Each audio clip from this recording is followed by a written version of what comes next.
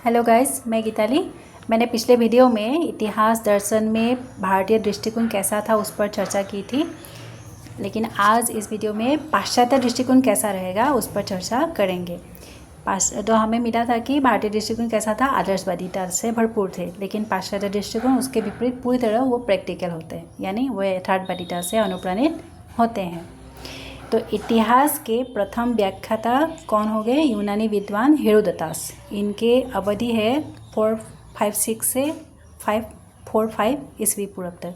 तो इन्होंने इतिहास को खोज, गवेषणा या अनुसंधान के अर्थ में ग्रहण करते हुए इसके 4 लक्षण निर्धारित किए थे। ये आप लोग याद रखिए कि हेरोडोटस ने इतिहास को खोज, गवेषणा या अनुसंधान के अर्थ में उन्होंने प्रयोग किए थे। तो इन्होंने 4 लक्षण निर्धारित किए हैं। इन्होंने बताया, प्रथम लक्षण है इतिहास वैज्ञानिक विद्या है, अतः इसकी पद्धति आलोचनात्मक होती है। जैसे 2-4 व्यक्ति आलोचना करते हैं तो उस पर मतलब निष्कर्ष निकलते हैं कि क्या सच होंगे या क्या झूठ होंगे, उस पर ही इतिहास की चर्चा किए जाते हैं।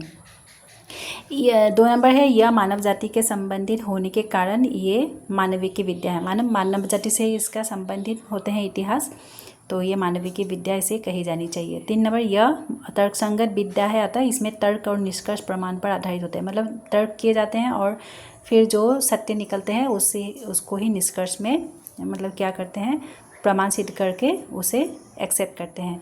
4 नंबर है, यह अतीत के आलोक में भविष्य पर प्रकाश डालता है, अतः यह शिक्षाप्रद विद्या है। अतीत में क्या हुआ था उसके आलोक में मतलब अभी मतलब भविष्य पर उसका प्रकाश डालते हैं। मतलब ऐसा ऐसा करना चाहिए, ऐसा करने से ऐसा होता है। जिस तरह हमें मतलब क्या होता है, रामायण और महाभारत से हमें सीख मिलती है। रामायण से क्या सीख मिलती है कि क्या करना चाहिए, और महाभारत से ये सीख मिलती है कि क्या हमें नहीं करना चाहिए। ठीक है ना। तो इसीलिए इतिहास को शिक्षाप्रद विद्या इन्होंने कही है। इसके बाद हेरोडोटस ने कहा है, इसके अतिरिक्त हेरोडोटस ने यह स्पष्ट किया है कि इतिहास का लक्ष्य प्राकृतिक या भौतिक परिवर्तन की प्रक्रिया की व्याख्या करना है। तो इतिहास क्या होता है, प्राकृतिक, किस तरह प्रकृति में परिवर्तन होता है, भौतिक परिवर्तन की मतलब प्रक्रिया को ही व्याख्या करना इनका मेन उद्देश्य होते हैं। विको ने कहा है, इटालियन विद्वान विको ने इतिहास का संबंध न केवल अतीत से बोला है, न अपितु वर्तमान से भी स्थापित होता है। उन्होंने कहा है कि इतिहास का निर्माता स्वयं मनुष्य है और मनुष्य की मूलभूत स्वभाव समान रहती है, अतः विभिन्न युगों के इतिहास में भी समान प्रवृत्तियों का मिलना स्वाभाविक है। जैसे अतीत में भी लोग खाना खाते थे, अभी भी खाना खाते, अतीत में भी लोग मतलब घर में रहते थे, अभी भी रहते हैं। मतलब सभी प्रवृत्ति विशेषता सेम ही है, कोई बदलाव उसमें नहीं है।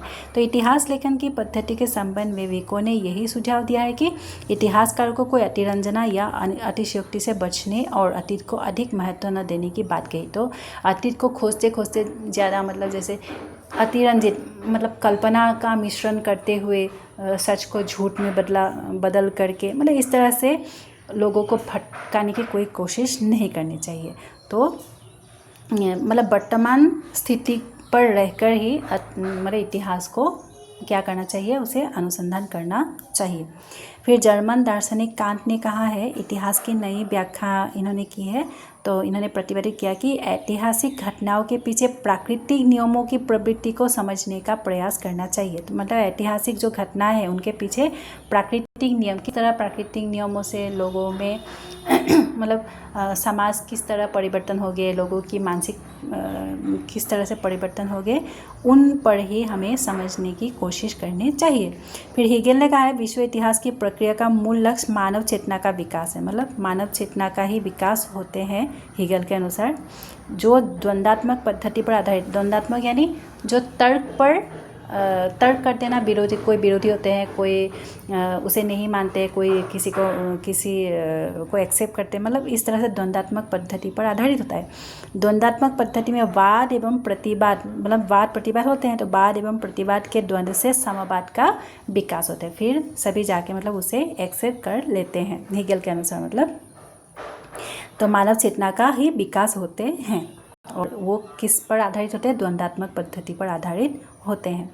तो 1920 में डार्विन के अनुसार इतिहास का अर्थ घटना समूह का संकलन न होकर विकास क्रम का विवेचन है।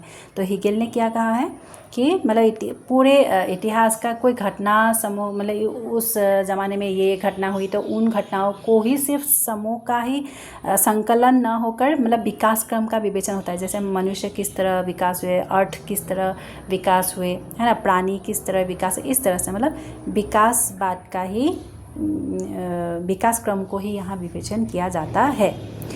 इस विकासवाद को Karl Marx, Engels, Morgan, Huxley ने विकासवाद के विभिन्न पक्षों की व्याख्या अपनी अपनी दृष्टि से करते हुए उसे विभिन्न रूपों में प्रस्तुत किया है। अभी इस विकासवाद को किस किस ने एक्सेप्ट कर ली है? Karl Marx, Engels, Morgan, Huxley ने। तो लेकिन इन्होंने अपने अपने अनुसार लेकिन विकास को लागू किया है। किस तरह? देखो, डार्विन का विकास प्राणी शास्त्र, मतलब डार्विन ने प्राणी शास्त्र में विकासवाद को लागू किया है। मतलब प्राणी किस तरह, जैसे बंदर किस तरह से वो बच्चों से बड़े हुए, मनुष्य किस तरह से हुए। कोई कोई तो कहे, मतलब हमें तो ऐसे भी मिला था कि बंदरों से ही हम मनुष्यों का ये विकास हुआ है, इस तरह से, है कि नहीं? तो इस तरह से तो डार्विन ने प्राणी शास्त्र में विकासवाद को लागू किया है। तो मार्क्स ने अर्थशास्त्र में, मतलब इकोनॉमी किस तरह डेवलप हुई, किस तरह मतलब जिस तरह से भी हो उसका विकास हुआ। फिर स्पेंसर ने भौतिक विज्ञान में इसे लागू किया। बर्गसा ने मनोविज्ञान में लागू किया, किस तरह मनोविज्ञान ये विकास हुई।